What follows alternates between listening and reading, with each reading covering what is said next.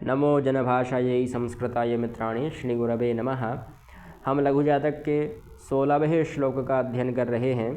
इस श्लोक में कुछ पर्याय शब्दों का प्रयोग है ना। श्लोक है पाताल हिबुक वेश्म सुखबंधु संज्ञाश्च चतुर्थ भावस्य नवपंचमे त्रिकोणे नवरक्षम त्रित्रिकोणंच। देखिए, जब आके आप ग्रंथ पढ़ेंगे तो ग्रंथ में कई जगह पर इन शब्दों का प्रयोग होगा। कहीं लिख दिया जाएगा पाताले चंद्रमा स्यात्, है ना, हिबुके वेश्म इत्यादि कई जगह पर ऐसे शब्दों का प्रयोग होगा।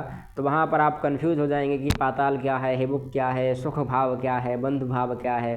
तो कह रहे हैं कि भाई हम अभी बता दे रहे हैं आपके लिए, अलग अलग भावों की अलग अलग संज्ञा हैं। जैसे प्रथम भाव को हम तनु भाव भी कह सकते हैं, लग्न भी कह सकते हैं, उदय भी कह सकते हैं, यह प्रथम के पर्याय हैं। सप्तम को हम अस्त कह सकते हैं, पत्नी का भाव ज़्यादा जाया भाव कह सकते हैं, है ना, व्यापार का भाव कह सकते हैं।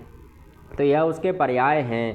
तो यही कह रहे हैं कि चतुर्थ भाव के पर्याय क्या हैं। तो कहा पाताल, सबसे पहला पर्याय क्या है, पाताल।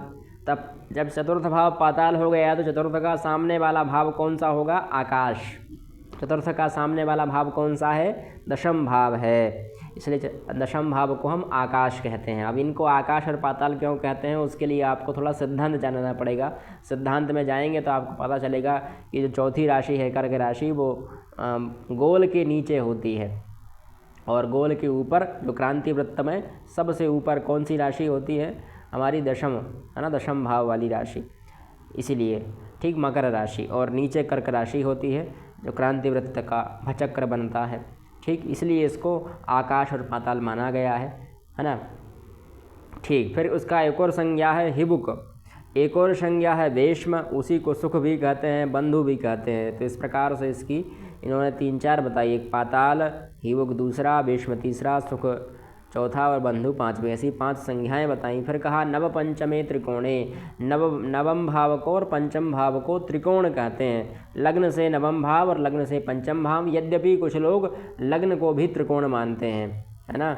अगर आपने कभी कुंडली देखी ही होगी, आप लोग पढ़ रहे हैं, तो यह प्रथम भाव है, यह पंचम भाव होगा और यह नवम भाव होगा। तो यहाँ एक ऐसी लाइन खींच दीजिए, त्रिकोण बन जाएगा, है ना। ये त्रिकोण बन रहा है, थोड़ा हम रंग परिवर्तन कर दें तो अच्छे से समझ में आ जाएगा। ये त्रिकोण बना ना, तो इसी त्रिकोण को त्रिकोण कहते हैं। ठीक है, तो यहाँ प्रथम भाव को भी हम मानते हैं, पंचम भाव को भी मानते हैं और नवम भाव को भी मानते हैं। कुछ विद्वान जो हैं वह प्रथम भाव को नहीं मानते हैं, केवल वह जो लोग हैं वह पंचम भाव को अथवा नवम भाव को ही मानते हैं। ठीक है, उनका अलग मत है। और नवरक्षम, है ना, नवरक्ष मतलब नवम भाव को कहा त्रित्रिकोण, यानी डबल त्रिकोण है यहाँ। ठीक, त्रित्रिकोण इसको कहा, इसकी त्रित्रिकोण संज्ञा है।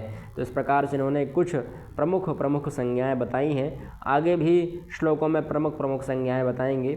मिलते हैं अगली वीडियो में। जयतु संस्कृतम, जयतु भारतम।